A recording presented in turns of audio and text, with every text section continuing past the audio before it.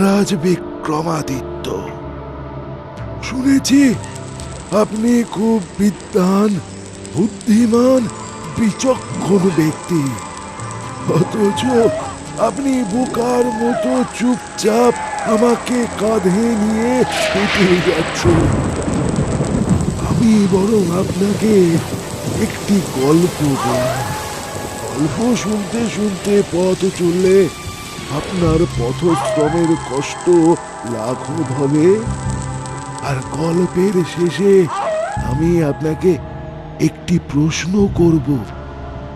আপনি যদি প্রশ্নের সঠিক উত্তর জেনেও চুপ করে থাকেন, তাহলে সঙ্গে সঙ্গে আপনার মাথা শত খণ্ডে বিভক্ত হয়ে যাবে। আর যদি সঠিক উত্তর দেন, তাহলে আমি আবার সেই গাছে ফিরে যাব। এবার আমি আমার গল্প শুরু করছি। শুনুন মহারাজ। কুন্তলপুর রাজ্যের উত্তরের এক ছোট্ট গ্রাম, নাম রতনপুর। গ্রামবাসীদের প্রধান উপজীবিকাই ছিল চাষাবাদ করা। জমিতে চাষ করে সোনার ফসল ফলানো আর বাজারে বেচে যা রোজগার হতো, তাতে তাদের সুখে শান্তিতেই দিন কাটত। বেশ চলছিল দিনগুলো, কিন্তু হঠাৎ একদিন দেখা দিল সমূহ বিপদ।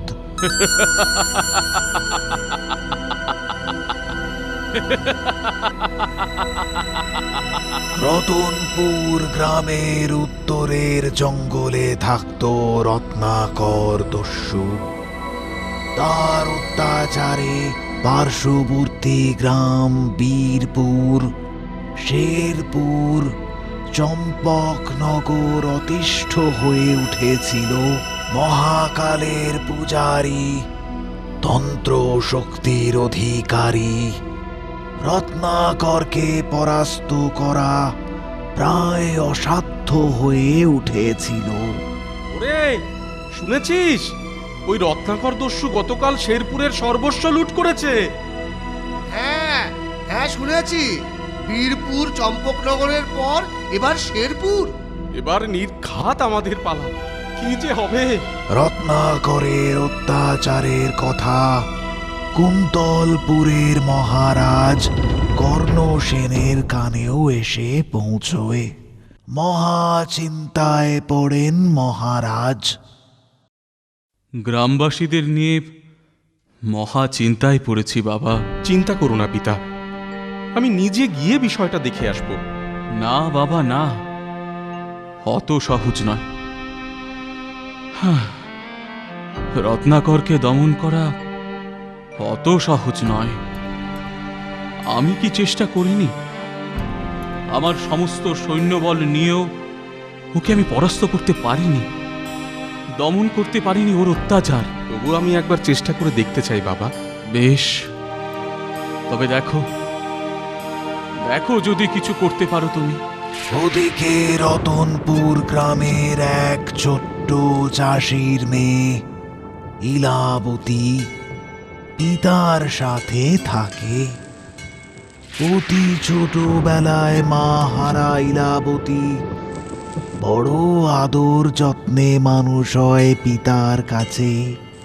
পিতা কেশবেরও একমাত্র মেয়েই সম্বল।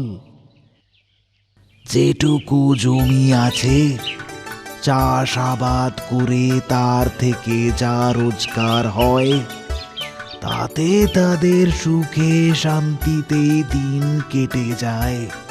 কিন্তু সুখ তো চিরস্থায়ী নয়।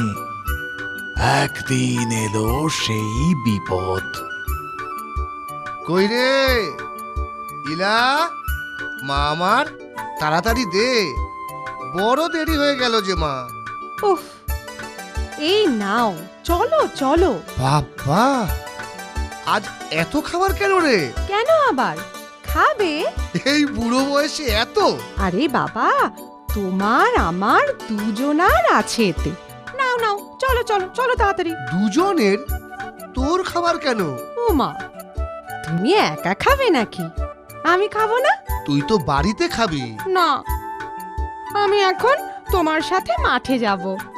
ওখানে দুপুরে দুজনে মিলে একসাথে খাবো।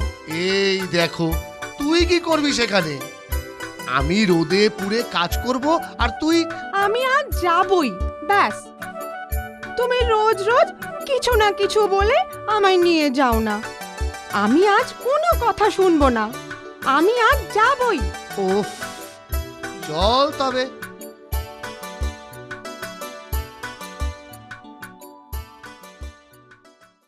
কে হে কেশব, সাত সকালে মেয়ের সঙ্গে কোথায় যাও? আজ মাঠে যাবে না? মাঠেই তো যাচ্ছি খুড়ো। হ্যাঁ, মেয়েকে নিয়ে? সাবধানে যেও বাচ্চা। দেখো, তোমার ক্ষেতটা তো আবার ওই উত্তরের জঙ্গলের কাছেই, জানোই তো সব। জানি খুড়ো, আমি সব জানি। তাই এই মেয়েকে কে বোঝাবে বলো? কোনো কথা শোনে না। মারে, ও মা, ফিরে যা, শোন আমার কথা। কিচ্ছু হবে না বাবা, চলো তো তুমি। তোর বড্ড জেদ। চল চল শিগগিরি।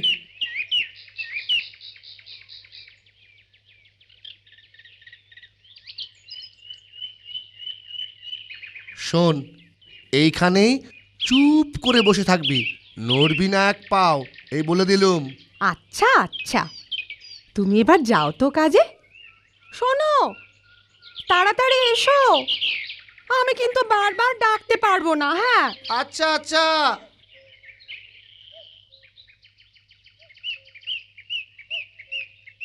ধুত, একভাবে কতক্ষণ বসে থাকা যায় শুনি। যাই, একটু এদিক সেদিক ঘুরে দেখি।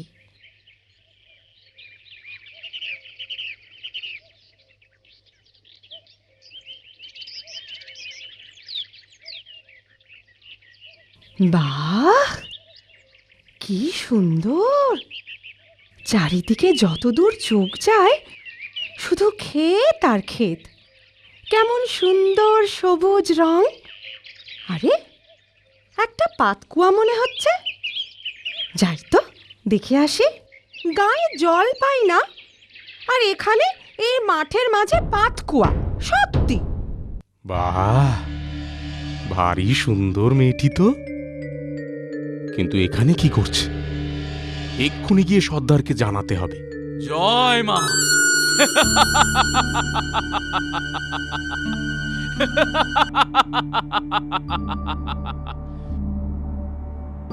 সর্দার, আহ, কতবার না বলেছি পুজোর সময় আমায় ডাকবি না। ক্ষমা করবেন সর্দার, একটা বিশেষ সংবাদ আছে। কি সংবাদ? সর্দার, পাহাড়ের নিচে ওই পাতকুয়ার ধারে একটি মেয়েকে আসতে দেখলাম, তাই আপনাকে জানাতে এলাম। চল তো দেখি, এদিকে আবার কে এলো? সাহস তো কম নয়। ও মা, কত জল!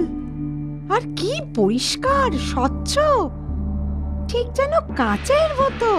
কে তুমি? ভারী সুন্দরী তো। হ্যাঁ, কে কে আপনি? ভয় পেও না, আমি দস্যু রত্নাকর। তোমার রূপে আমি মুগ্ধ হয়েছি।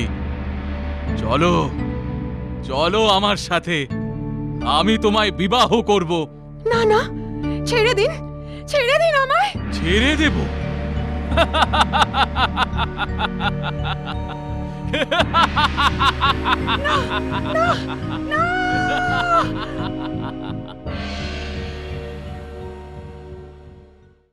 মারে, তাড়াতাড়ি খেতে দে রে, বড্ড খিদে পেয়েছে। হ্যাঁ, এ কি, কোথায় গেল ইলা? মারে, ইলা মা, কোথায় গেলি ইলা? ইলা! হ্যাঁ, এই কি আশ্চর্য ঘটনা বলো তো। কি অদ্ভুত! একটা মাত্র মেয়ে। কি হবে এখন? কি যে হবে গো? এটা মাত্রই মেয়ে সন্দেহ ছিল। হায় হায় হায় হায় হায় হায়! কত করে বলেছিলুম মারে, যাস নে আমার সাথে। তা কে কার কথা শোনে? কোথায় যে গেল মেয়েটা? হায় হায় হায় হায়। শান্ত হও কেশব, শান্ত হও। কি আর করবে, সবই অদৃষ্ট। আপনি কে মহাশয়? অন্য গ্রাম থেকে এসেছেন বুঝি? আমি এক ক্ষত্রিয় বীর, রতনপুর গ্রামটা ঘুরে দেখতে এসেছি। কিন্তু কি হয়েছে আপনাদের? আর বলো না বাবা, আমার একটা মাত্র মেয়ে ইলাবতী আজ আমার সাথে খেতে গিয়েছিল। ওকে গাছতলায় বসিয়ে রেখে আমি কাজে গেছি। এসে দেখি আমার মেয়ে নেই। কত কত খুঁজলাম, কিছুতেই খোঁজ পেলাম না। আপনার ক্ষেত কোন দিকে? ওই উত্তরের জঙ্গলের দিকে আমার ক্ষেত। উত্তরের জঙ্গল? ওখানে তো শুনেছি। ঠিকই শুনেছেন মহাশয়, দস্যু রত্নাকর আছে ওখানে। নিশ্চয়ই ওই শয়তানেরই কাজ। আমি আসি। কোথায় যাচ্ছ বাবা? উত্তরের জঙ্গলে। এভাবে একা? না না না বাবা, তুমি আমার ছেলের মতো। এভাবে তোমায় আমি একা কি করে যেতে দেই? কোনো চিন্তা নেই আপনার, আমার কিচ্ছু হবে না। আপনি নিশ্চিন্তে বাড়ি যান, আপনার মেয়েকে আমি ঠিক ফিরিয়ে আনবো। বাবা, কি ঘন জঙ্গল! কোথায় খুঁজবো আমি? কোথায় খুঁজবো দস্যু রত্নাকরকে? কি করি এখন?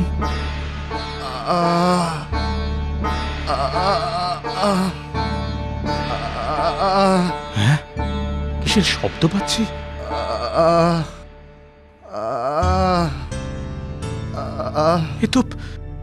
এ তো কোনো মানুষের কণ্ঠস্বর বলে মনে হচ্ছে। ওই দিক থেকেই তো আসছে মনে হচ্ছে। এগিয়ে দেখি তো।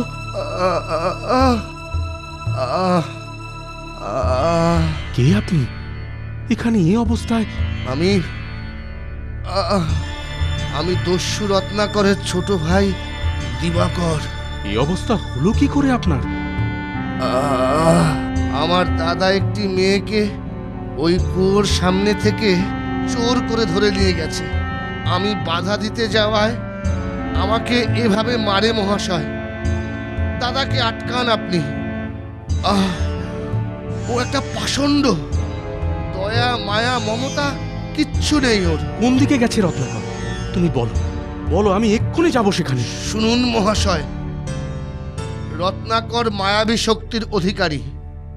ওকে পরাস্ত করা সহজ নয়। এ ব্যাপারে আমাদের পিতা আপনাকে সাহায্য করতে পারবেন। আপনি তার কাছে যান। বেশ, তবে বলুন আপনার পিতা কোথায় আছেন? এখান থেকে পূবের দিকে ত্রিপিট পাহাড় আছে, সেই পাহাড়ের গুহায় আমার বৃদ্ধ পিতা থাকেন। ধন্যবাদ, আমি আসি।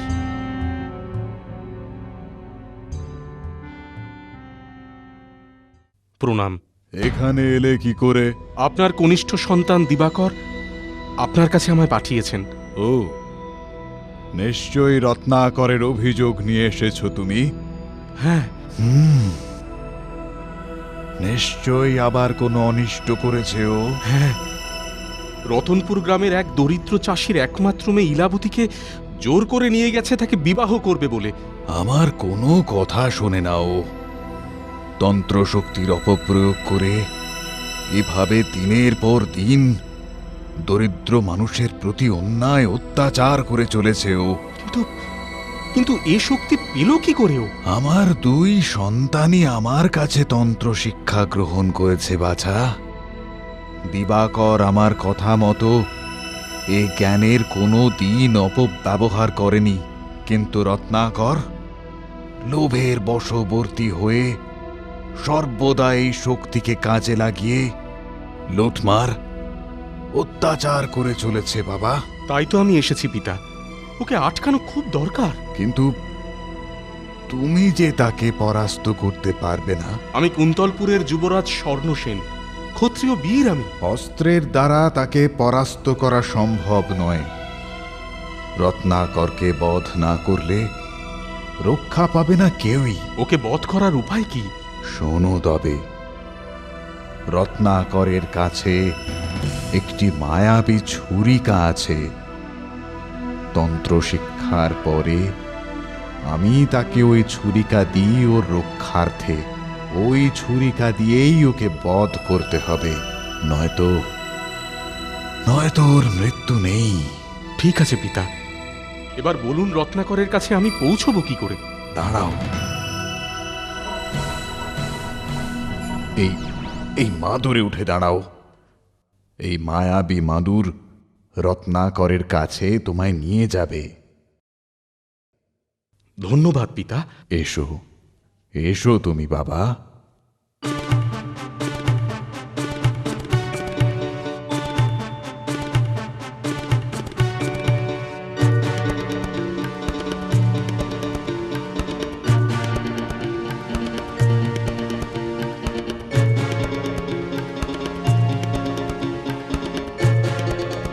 খুব সাবধানে লুকিয়ে আমায় প্রবেশ করতে হবে গুহায়।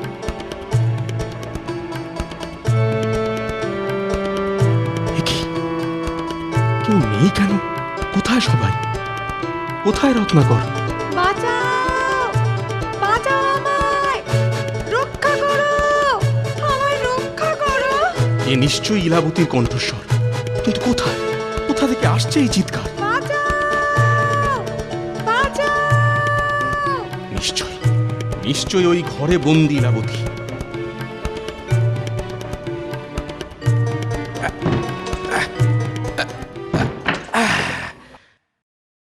বাঁচাও, বাঁচাও আমায়, বাঁচাও তুমি।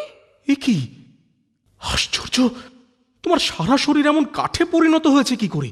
ওই শয়তান রত্নাকর তার মায়া বলে আমাকে কাঠে পরিণত করে রেখেছে। বলেছে তাকে বিবাহ করতে সম্মত না হলে সে আমাকে সারা জীবন এভাবে কাঠে পরিণত করে রাখবে। তবে উপায়? রত্নাকরই একমাত্র পারবে তোমায় পূর্ব রূপে ফিরিয়ে আনতে। কিছু একটা ব্যবস্থা করতেই হবে। কি করবে এখন তবে? শোনো, রত্নাকর এলে তুমি তাকে বিবাহ করতে রাজি হবে। হ্যাঁ?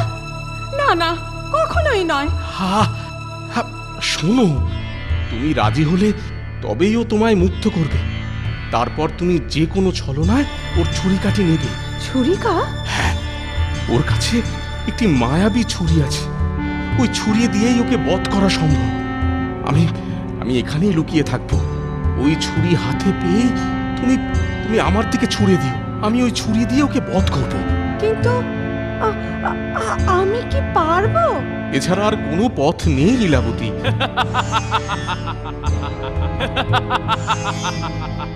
ওই ওই শয়তানটা আসছে, তুমি লুকিয়ে পড়ো। হ্যাঁ, যা বললাম কোনো ভুল হয় না যেন। আচ্ছা।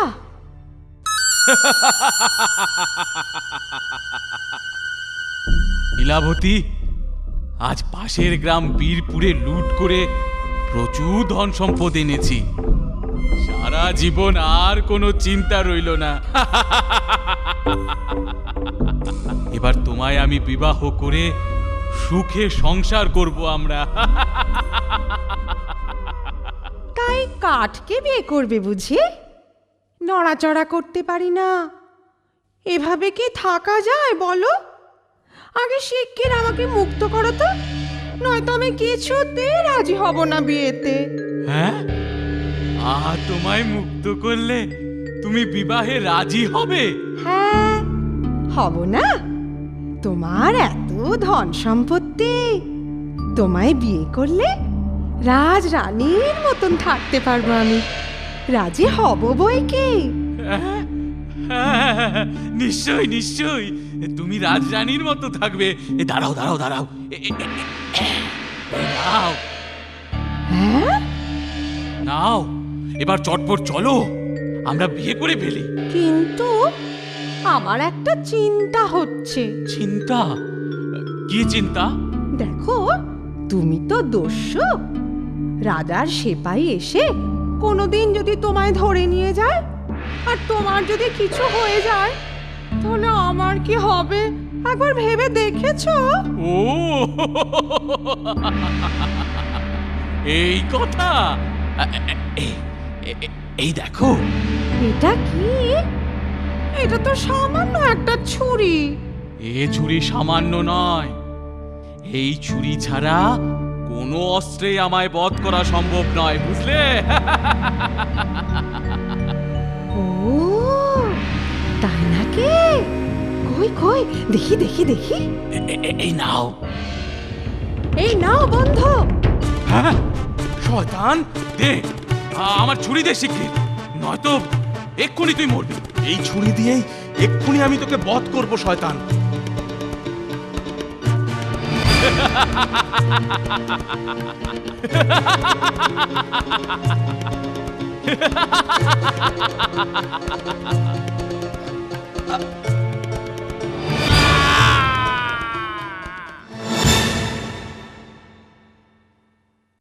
এসো ইলাবতী, এবার ফিরে যাই।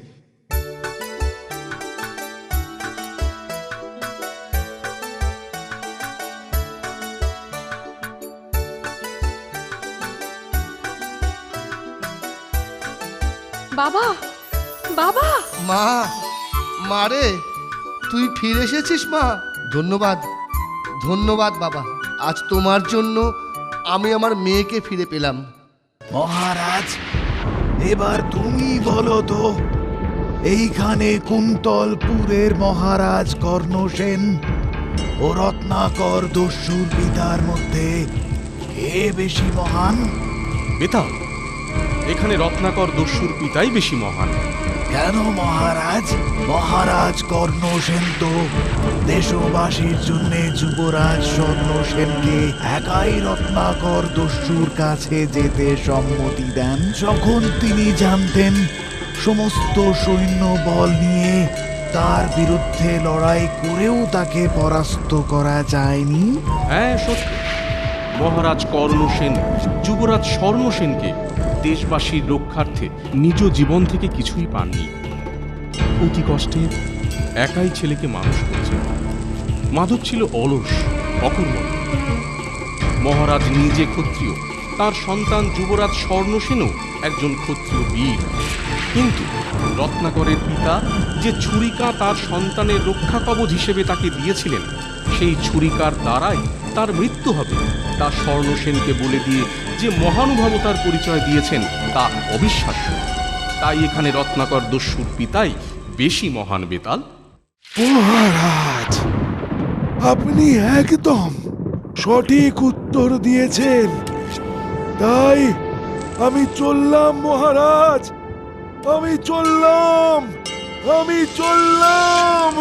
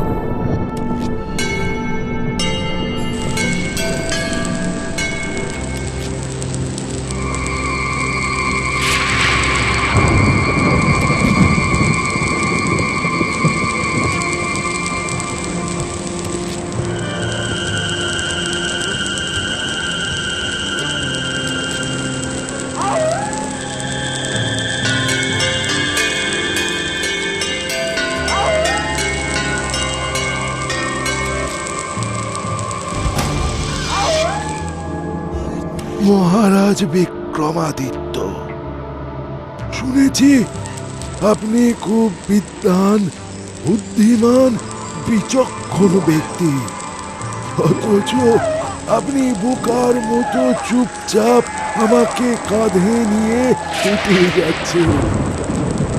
আমি বরং আপনাকে একটি গল্প বলি।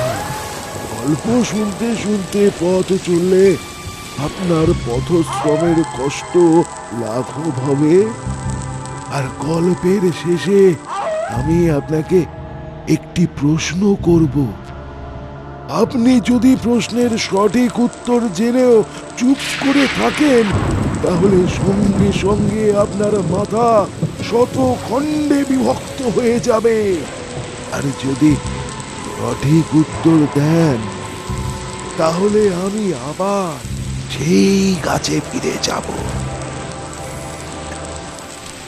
এবার আমি আমার গল্প শুরু করছি, শুনুন মহারাজ। বহুকাল আগে মিথিলা রাজ্যে একটা ছোট গ্রাম ছিল। গ্রামের নাম ছিল কেশপুর। সেই গ্রামের এক অতি দরিদ্র ছেলে ছিল মাধব। ছোটবেলায় পিতাহারা মাধব তার বৃদ্ধা মায়ের সাথে থাকত। অতি কষ্টে তাদের দিন কাটত। এইভাবেই সে দিনে দিনে বড় হলো, কিন্তু সংসারের কোনো কাজই সে করত না। সারা দিন ঘুরে ঘুরে বেড়াতো। তাই একদিন তার বৃদ্ধা মা তার উপর বিরক্ত হয়ে বলল, ওরে, আর কতদিন এভাবে ঘুরে ঘুরে বেড়াবি? আমার বয়স হয়েছে, আর তো পেরে উঠি না। রোজগার না করতে পারিস, অন্তত সংসারের দুটো কাজ করেও তো আমায় সাহায্য করতে পারিস বাবা। ওফ, সাত সকালে এত চিৎকার করছো কেন? দেখো দেখো, একদিন আমি ঠিক রাজোদ্দারে প্রতিষ্ঠিত হব।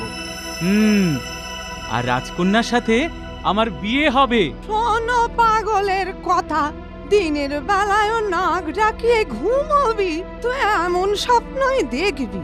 কাজকর্মের মুরদ নেই, চলল রাজকুমারীকে বিয়ে করতে। ওই তো, বিশ্বাস করলে না তো? দেখো, একদিন ঠিক ফলবে। যা বললাম তাই ফলবে। থাম থাম, যা দেখি এখন ওই জঙ্গল থেকে কিছু কাঠ নিয়ে আয়। আজ আর শরীর বইছে না বাবা। আর শোন, খবরদার কোনো গাছ কাটতে যাসনি বাবা। জ্বালানির মতো যা জোটে কুড়িয়ে আনিস। কেন গাছ কাটতে পারবো না কেন? সে এক আশ্চর্য ঘটনা। কেশপুরের জঙ্গলে কোনো গাছ কাটা যেত না। গায়ের লোকেরা ভাবে থাক থাক, ও জঙ্গলে আর কাঠ কাটতে যাওয়ার কোনো প্রয়োজন নেই। ও জঙ্গলে গাছ নয়, সব এক একটা নরখাদক দানব। আরে ধুত, ও ভয় পেলে কি চলবে? জ্বালানি ছাড়া খাবো কি করে? ভূত পেতনি নেই তো? ওরে বাবা! তবে আর কি, তোরা ভয়ে মর, আমি চললাম। পরের দিন সকলে একসঙ্গে জঙ্গলে গেল কাঠ কাটতে। কি আছে শুনি? এমন সুন্দর গাছ, কত কাঠ পাওয়া যাবে বল দেখি? চল চল, কেটে ফেলি। ওরে বাবা, আগে তুমি যাও, তারপর আমরা আসছি। হ্যাঁ হ্যাঁ হ্যাঁ হ্যাঁ, হ্যাঁ, আগে তুমি যাও, তুমি যাও। আমরা আমরা পরে আসছি। আসছি। হ্যাঁ হ্যাঁ। ঠিক আছে, এই দেখ।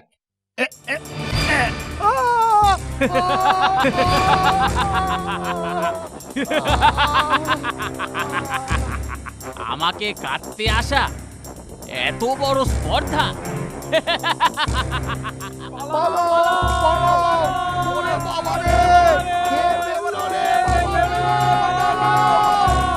এ জঙ্গলে আর জীবনে নয়। ওরে বাবা, কখনো আরো জঙ্গলে কাঠ কাটতে যাব না। ওই ডালপালা খড়কুটো যা জোটে তাই দিয়ে চালাও ভাই, আর গাছ কাটা নয়। হ্যাঁ হ্যাঁ হ্যাঁ, আর গাছ কাটা নয়। চলো চলো। হ্যাঁ হ্যাঁ, চলো চলো চলো। সেই থেকে ওই জঙ্গলে গাছ কাটা বন্ধ হয়েছে। ডাল পাতা খড় কুটো যা পাস তাই কুড়িয়ে নিয়ে আয় বাবা। দানব গাছ। যা যা শিগগিরই যা বাবা, বেলা করলে আর কিছুই পাবি না। হ্যাঁ হ্যাঁ হ্যাঁ হ্যাঁ, এক্ষুনি যাচ্ছি। মায়ের কাছে সমস্ত কথা শুনে মাধব গেল জঙ্গলে কাঠ কুড়োতে। দানব গাছ, যত সব আজগুবি কথা। গাছ আবার মানুষ খেতে পারে নাকি? যাকে মা যখন বারণ করেছে তখন কিছু ডাল পাতা কুড়িয়ে বাড়ি দিয়ে যায়। সারা জঙ্গল ঘুরে বেরিয়ে সামান্যটুকু জ্বালানিও সে জোগাড় করতে পারল না। তো কিছুই তো নেই, গায়ের লোক একেবারে জঙ্গল সাফ করে দিয়েছে। খালি হাতে ফিরলে আবার মায়ের চিৎকার শুনতে হবে, যে যাবো লক্ষ্মী, গাছ না কাটলে কিছুই পাওয়া যাবে না। যাই, একটা কেটে ফেলি। খবরদার কোনো গাছ কাটতে যাস না বাবা। ধুর, যা হয় হোক গে।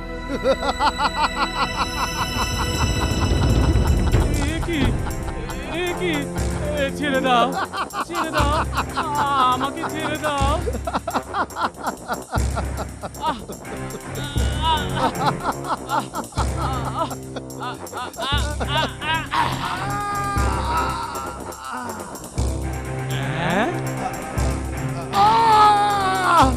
আমায় আমায় কেটো না, আমায় ছেড়ে দাও, ছেড়ে দাও আমাকে।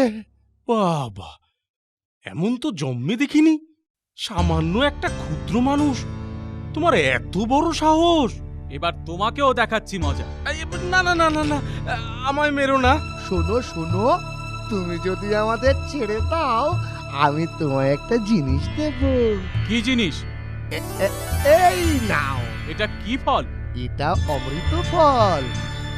এ ফল খেলে মুমূর্ষু মানুষ কেবল প্রাণী ফিরে পাবে না, অনন্ত যৌবন লাভ করবে। আচ্ছা, ভারী আশ্চর্য তো। আর এই না, এই শুকনো ডাল দিয়ে কি হবে? এই একটা শুকনো সরু ডাল নিয়ে গেলে মা আমায় রক্ষে রাখবে। এই সরু ডালের অনেক গুণ। ডালের আবার গুণ? তা কি গুণ শুনি? যখনই জ্বালানির দরকার পড়বে, এই সরু শুকনো ডাল জেলো, এর আগুনেই তোমাদের জ্বালানির অভাব দূর হবে। হ্যাঁ, আর প্রয়োজনে হাজার হাজার সৈন্যকে এই শুকনো ডাল একাই রুখে দিতে পারে। আহ, ভালো জিনিস তো। ধন্যবাদ, আমি এবার আসি। জঙ্গল থেকে একটা ফল ও শুকনো ডাল নিয়ে মাধব বাড়ি ফিরে এলো। কিরে, জ্বালানি এনেছিস? কই শিগগির দে, বেলা হয়ে গেল, ভাত বসাবো যে। এই নাও। এ কি, এই একটা শুকনো ডাল এনেছিস? হায় হায় হায়, এ কুঁড়ের বাদশাকে নিয়ে কি করব? হায় হায় হায়। আহাহাহা! আরে বাবা, একবার ওই শুকনো ডাল জেলেই দেখো না। কি হবে এতে? কি হবে এই সরু ডাল জেলে? এতে তো জল গরম হবে না। আরে বাবা, একবার দেখোই না। হ্যাঁ হ্যাঁ, এই দেখ, এই দেখ। হ্যাঁ? এ কি, এই সরু ডালে এত মাছ? হ্যাঁ, দেখলে তো, এই সরু ডালের আরো একটা গুণ আছে। হ্যাঁ, আর কি গুণ? এই সরু ডাল দিয়ে হাজার হাজার সৈন্যের বিরুদ্ধে একাই লড়াই করা যায়, বুঝলে? আজব ব্যাপার। আর এই নাও। ও মা, এটা আবার কি? কি ফল এটা? এটা অমৃত ফল। এ ফল যেমন জীবন বাঁচায়, আবার তেমনি চির যৌবন এনে দেয়। হ্যাঁ? এই নাও, চটপট খেয়ে ফেলো। ও তুই খাগে, আমি খেয়ে কি করব? আরে বাবা, চটপট খেয়ে ফেলো। এই বুড়ি বয়সের খিটখিট তো শুনতে হবে না আমায়। থাক বাবা, ও তোর কাছেই রাখ, ওই অনন্ত যৌবনে কাজ নেই আমার, ও তুই খাগে। যাক বাবা, নিত্যদিনের ওই জ্বালানির ঝামেলা তো মিটলো। ওদিকে মিথিলার রাজার মনে কোনো শান্তি নেই, কারণ তার একমাত্র কন্যা, দেশ বিদেশের নামি দামি বহু বৈদ্য, কবিরাজ, ধন্বন্তরী চিকিৎসকেরা বহু চেষ্টা করলেন, কিন্তু কিছুতেই কোনো ফল হলো না। কি যে হলো, চেষ্টার তো কোনো ত্রুটি করিনি। দেশ বিদেশের এত নামী চিকিৎসকরা দেখলেন, কিছুই তো হলো না মহারানী। আমি কিচ্ছু জানি না মহারাজ, যেভাবেই হোক আমাদের একমাত্র কন্যাকে সুস্থ করে তুলতেই হবে। একটা ব্যবস্থা করুন মহারাজ, কিছু একটা ব্যবস্থা করুন। শান্ত হও মহারানী, শান্ত হও।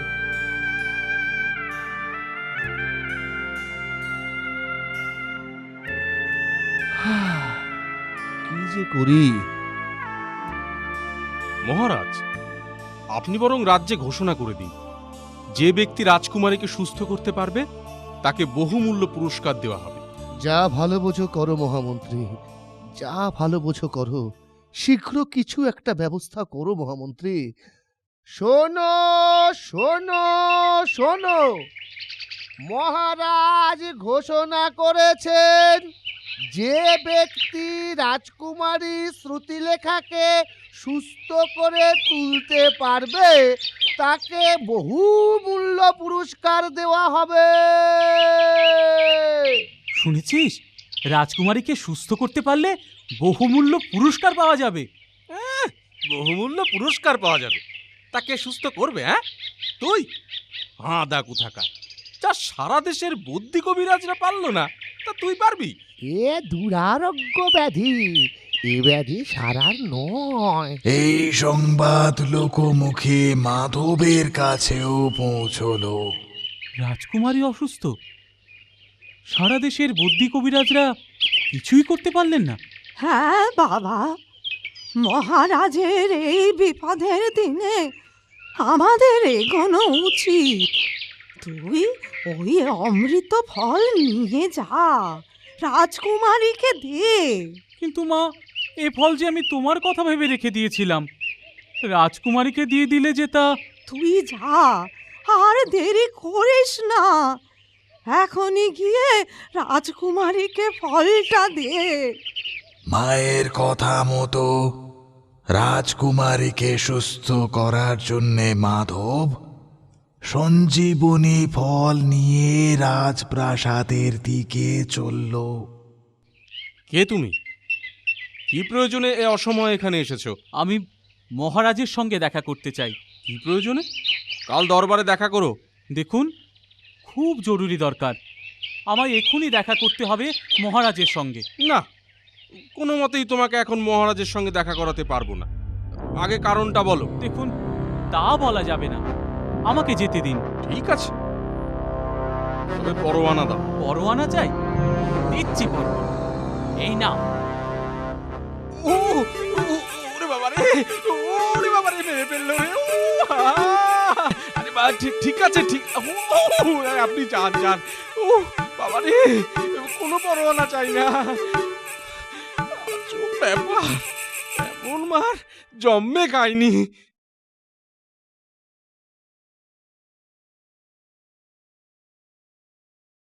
প্রণাম মহারাজ। এই অসময়ে কে তুমি? কি চাও?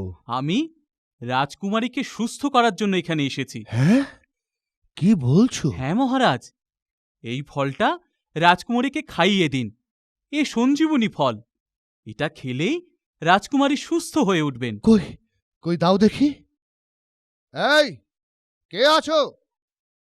ফলটা এক্ষুনি রাজকুমারীকে খাওয়াও।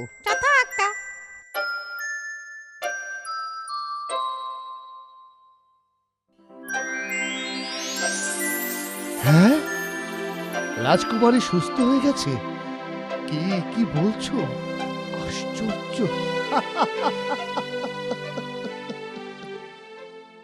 মহারাজ, মহারাজ, সর্বনাশ হয়েছে। প্রতিবেশী রাজ্য আক্রমণ করেছে। কি? এখনই সেনাপতিকে খবর দাও, সৈন্য প্রস্তুত করো, ওদের আটকাও। মহারাজ, ওদের আটকানোর মতো অত সৈন্যবল আমাদের নেই। এখন আত্মসমর্পণই একমাত্র পথ মহারাজ। তবে উপায়? মহারাজ, এর উপায় আছে। আমি যাব সৈন্যদের আটকাতে। তুমি যাবে? হাজার হাজার সৈন্যের বিরুদ্ধে তুমি একা? হ্যাঁ মহারাজ, আমি এই শুকনো ডালের সাহায্যে ওদের আটকাবো। আরে খেপলে নাকি? বিনা অস্ত্রে একটা সরু ডালের সাহায্যে হাজার হাজার সৈন্যকে রুখে দেবে তুমি? মহারাজ, মহারাজ কি পাগলের মতো বলছে ও? মহারাজ, আমায় বিশ্বাস করুন। মহামন্ত্রী, ওকে যেতে দিন। যাও, তুমি একবার দেখো। মহারাজের অনুমতি নিয়ে মাধব সেই সরু শুকনো ডাল হাতে এগিয়ে চলল শত্রুদের আক্রমণ ঠেকাতে।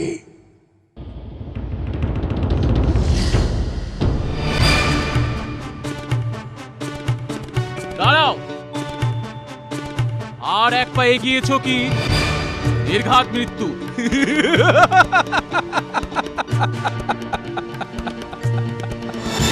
নির্ঘাত মৃত্যু? তাকে মারবে শুনি? তুমি তুমি একা? হ্যাঁ, আমি একা। চলো চলো সবাই।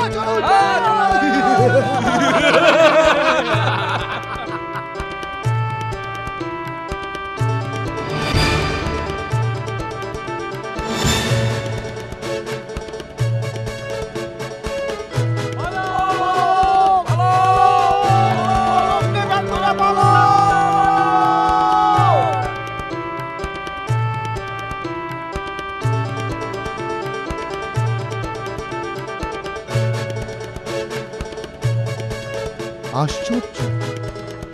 তুমি একাই সমস্ত সৈন্যদের আটকেছ? অদ্ভুত ক্ষমতা। আচ্ছা মহারাজ, এবার আমি আসি। দাঁড়াও, তুমি আমার কন্যার প্রাণ রক্ষা করেছ। শুধু তাই নয়, একা শত্রুর আক্রমণ প্রতিহত করে রাজ্যকেও রক্ষা করেছ। তাই শুধু পুরস্কারই নয়, এই রাজ্যের অর্ধেক রাজত্ব আজ থেকে তোমার। সঙ্গে আমার কন্যা রাজকুমারী শ্রুতিলেখার বিবাহ আমি তোমার সঙ্গে দিতে চাই। বলো তো মহারাজ, এই গল্পে মাধবের মা ও মাধবের মধ্যে কে বেশি উদার? এখানে মাধবের মাই বেশি উদার। কেন মহারাজ? মাধব তো সেই ফল খেয়ে চিরযৌবন লাভ করতে পারত, আর তার সঙ্গে ওই শুকনো লাঠির জোরে অনায়াসেই রাজ্যের রাজা হতে পারত, কিন্তু কোনোটাই সে করেনি। পরিবর্তে সেগুলি দিয়ে সে মহারাজকেই সাহায্য করেছে। এ কথা সত্য, কিন্তু বেতাল, বৃদ্ধা মাধবের মা, যিনি নিজ জীবন থেকে কিছুই পাননি, অতি কষ্টে একাই ছেলেকে মানুষ করেছে। মাধব ছিল অলস, অকর্মণ্য। মাধবের বৃদ্ধা মা সেই ফল খেয়ে অনায়াসেই যৌবন ফিরে পেতে পারত, ফলে কর্মক্ষমতাও তার ফিরে আসত। কিন্তু তা সে না করে শেষ বয়সে শারীরিক কষ্ট ভোগ করে ছেলের দেওয়া ফল ফিরিয়ে দেয়, এবং পরিবর্তে সেই ফল রাজকুমারীর সুস্থতার জন্য ছেলেকে দিতে বলে। তাই এখানে মাধবের মাই বেশি উদার।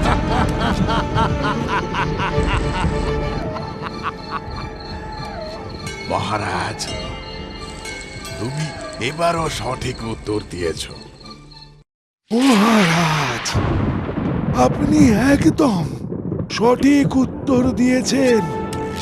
তাই আমি চললাম মহারাজ, আমি চললাম।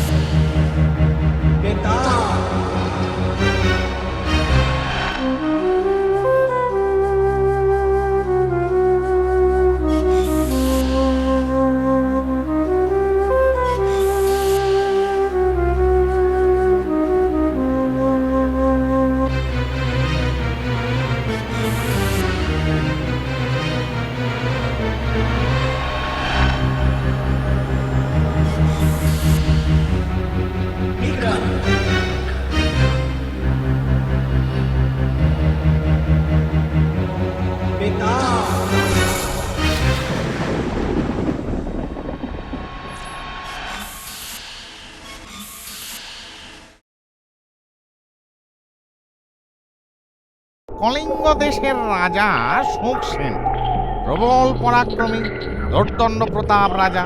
রাজ্যের চারিদিকে শুধু শান্তি আর শান্তি, তাই সকলেই তার জয়গান করে। সত্যি আমাদের রাজার মতো রাজা হয় না। হ্যাঁ, তা সত্যি বটে। সত্যি তার শাসনে সমগ্র দেশে শুধুই শান্তি, চোর ডাকাতের উপদ্রব নেই, মারামারি ঝগড়াঝাটি নেই। হ্যাঁ, তা সত্যি বটে। তবে শুনেছি আমাদের রাজা নাকি খুবই আমোদে, আর আমোদ প্রমোদের সময় বড় ছোট জ্ঞান করেন না। হ্যাঁ, কথাটা সত্য বটে। মহামন্ত্রী, অনেক দিন হলো শিকারে যাওয়া হয় না, আপনি যাত্রার আয়োজন করুন। যথাজ্ঞা মহারাজ।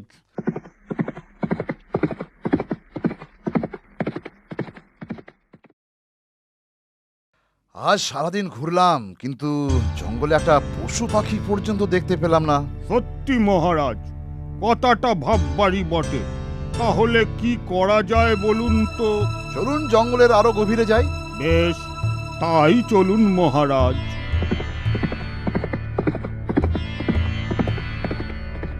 না, এখানেও কোনো পশু পাখি দেখতে পেলাম না।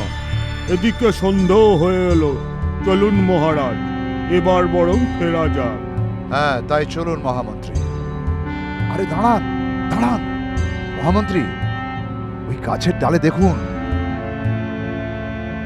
আরে হ্যাঁ, তাই তো। মনে হচ্ছে কোনো সন্ন্যাসী মাথাটা নিচু করে ধ্যানে মগ্ন। আমার মাথায় একটা বুদ্ধি এসেছে। কি বুদ্ধি মহারাজ? মহাযোগীর ধ্যান ভঙ্গ করার বুদ্ধি। না মহারাজ, এসব করবেন না, তাতে হিতে বিপরীত হতে পারে। এরা সন্ন্যাসী মানুষ, রেগে গিয়ে সাপ দিয়ে ভস্য করে দিতে পারে। তুমি বড় ভীতু, চলো ফেরা যাক।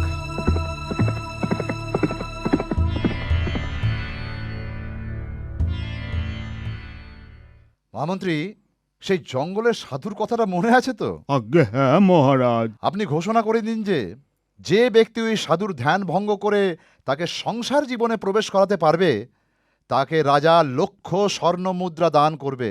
যথা আজ্ঞা মহারাজ। শোনো শোনো শোনো, আমাদের মহারাজ সুখসেন সেদিন মৃগয়ায় গিয়ে রাজার ঘোষণা ছড়িয়ে পড়ল সমগ্র রাজ্যে, কিন্তু কেউই সেই যোগীর ধ্যান ভঙ্গ করার মতন দুঃসাহস দেখাতে পারল না। কিন্তু এগিয়ে এলো এক যুবতী। মহারাজ, আমি সাধুর ধ্যান ভঙ্গ করতে পারবো, তবে আমার কিছু অত্যাবশ্যকীয় দ্রব্যের প্রয়োজন। বেশ, বলো তোমার কি কি প্রয়োজন।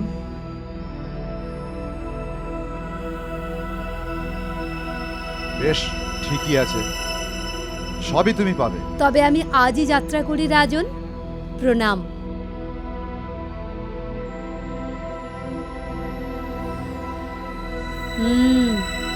সাধু বেশ দুর্বল, এখন ওনার দরকার পুষ্টিকর খাদ্য। যাই, একটু মোহনভোগ তৈরি করে আনি। মোহনভোগ তৈরি। যাই, এবার কাজ শুরু করি। যুবতী ধীরে ধীরে সাধুকে খাওয়ালো সেই মোহনভোগ। সাধুর গায়ে একটু জোর এলো, চোখ মেলে তাকালেন তিনি, তারপর উঠে বসলেন, শুধলেন যুবতীকে। কে তুমি দেবী? আমি গন্ধর্ব কন্যা, এখানে তপস্যার জন্য এসেছি। আপনি আমায় তপস্যা শেখাবেন? নিশ্চয়ই শেখাবো। সাধু তপস্যা শেখাতে শুরু করলেন যুবতীকে, কিন্তু ধীরে ধীরে ভালোবেসে ফেললেন যুবতীকে। হে সুন্দরী, আমি তোমায় ভালোবাসি, তোমায় বিবাহ করতে চাই। এতে কি তোমার কোনো আপত্তি আছে? আমি তো আপনাকে প্রথম থেকেই আমার স্বামী বলে স্বীকার করেছি, কিন্তু আপনার ভয়ে এতদিন তা বলতে পারিনি। সাধু বিবাহ করলেন যুবতীকে। কালক্রমে তাদের এক পুত্র সন্তানও জন্মালো। পুত্র সন্তান একটু বড় হলে সেই যুবতী বললেন, স্বামী, ছেলে বড় হচ্ছে, এবার ওর বিদ্যা শিক্ষার সময় উপস্থিত। চলুন এবার আমরা জনপদে যাই। বেশ, চলো তবে। যুবতী চাতুরীর সঙ্গে সাধু ও তার পুত্রকে নিয়ে এলেন কলিঙ্গ রাজ্যে। এসে উপস্থিত হলেন কলিঙ্গের রাজপথে। স্বামী, এই হচ্ছে কলিঙ্গ রাজ্য। শুনেছি এখানকার রাজা খুব দয়ালু। চলুন আমরা বরং তাঁর কাছে যাই। বেশ, তাই চলো।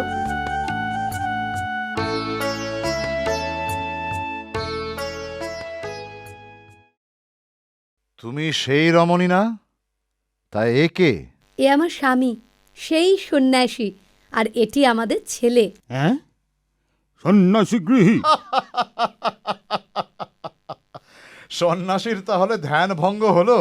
মহারাজ, এবার সেই 1,00,000 স্বর্ণমুদ্রা আমায় দিন, কারণ আমি আমার কথা রেখেছি, সন্ন্যাসীর ধ্যান ভঙ্গ করেছি। ওরে পাপিষ্ঠ, ওরে নরাধাম, তোরা চক্রান্ত করে আমার ধ্যান ভঙ্গ করালি। আজ আমার হাত থেকে তোদের কেউ রক্ষা করতে পারবে না, কেউ না। ও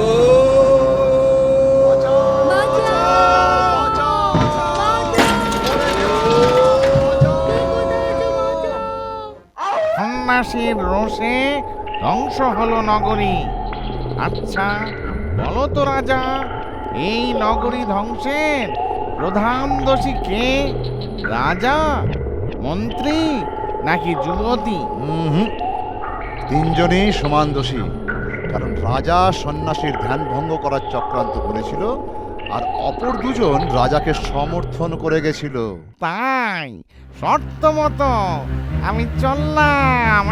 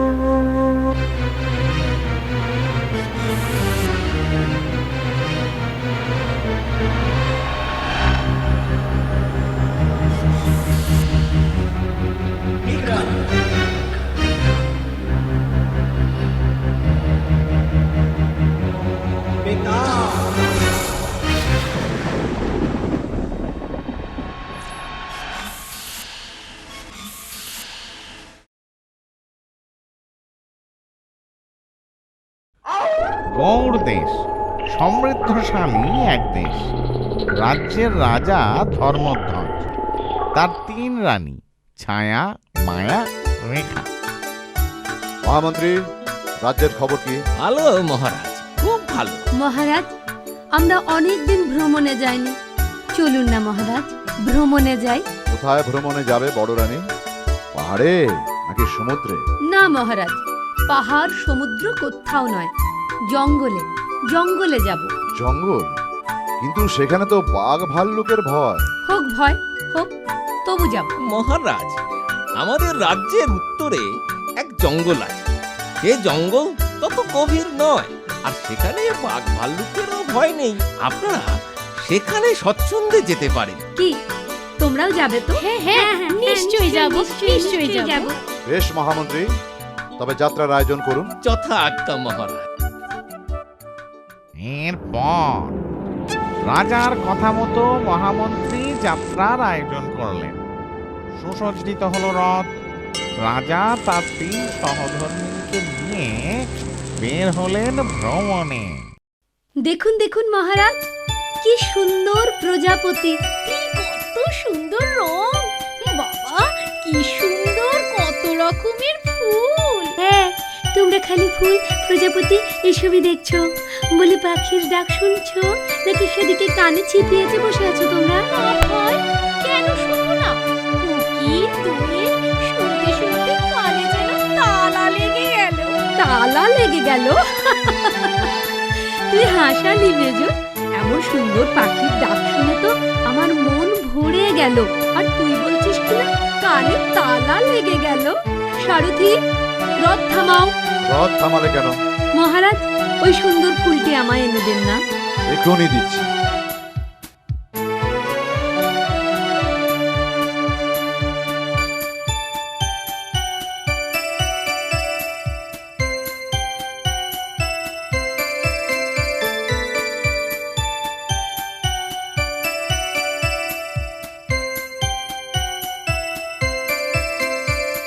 বাহ, সুন্দর, অতি সুন্দর।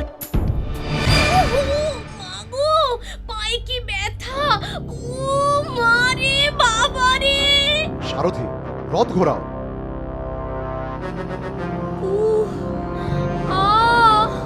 মাগো, বাবা গো। রানীর পা ভেঙে গেছে বোধহয়। হ্যাঁ, সে কি? তবে উপায়? বিশ্রাম, 3 মাস সম্পূর্ণ বিশ্রাম। মহারাজ, সে থেকে এক ওস্তাদ গাইয়ে এসেছেন। শুনেছি তার সঙ্গীত, বিশেষ করে রাগ সঙ্গীত খুব খ্যাতি। চলুন চলুন, তার গান শুনতে চলুন। হ্যাঁ মহারাজ, চলুন চলুন। কিরে ভাই, যাবি তো? মহারাজ, আর আর না করবেন না, চলুন চলুন। বেশ, তোমাদের যখন ইচ্ছা তখন চলো। ওস্তাদ, এবার তবে গান শুরু করুন। হুকুম মহামন্ত্রী।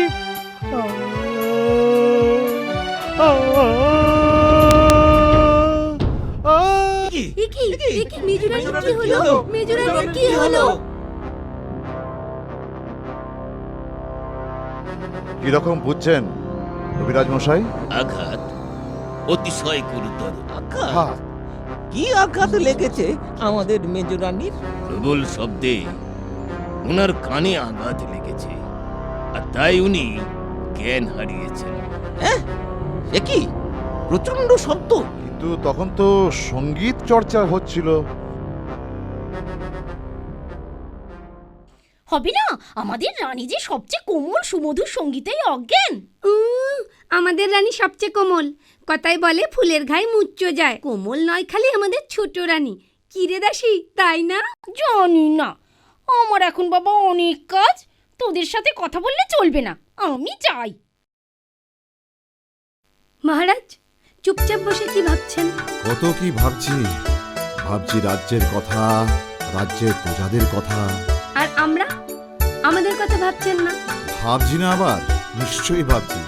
দেখো না কি সুন্দর জ্যোৎস্না উঠেছে। চলো বাগানে যাই। চলুন মহারাজ।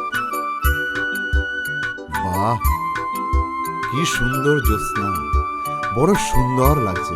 মা গো, জ্বলে গেল, পুড়ে গেল, জ্বলে গেল, পুড়ে গেল।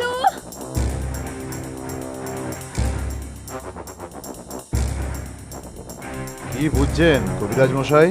উত্তপ্ত বস্তুর সংস্পর্শে রানীর গা পুড়ে গেছে। উত্তপ্ত বস্তু? চন্দ্রলোক উত্তপ্ত? হায় ঈশ্বর, এ যে আমি নতুন কথা শুনলাম। আমার রানী সবচেয়ে কোমল। না, আমার রানী সবচেয়ে কোমল। না না, আমার রানী সবচেয়ে কোমল। তো রাজা, কে সব থেকে বেশি কোমল? চাঁদের কিরণে যার গা পুড়ে গিয়েছিল সেই রানী, অর্থাৎ রেখাই হলো সবচেয়ে কোমল। তাই শর্ত মতো আমি চললাম।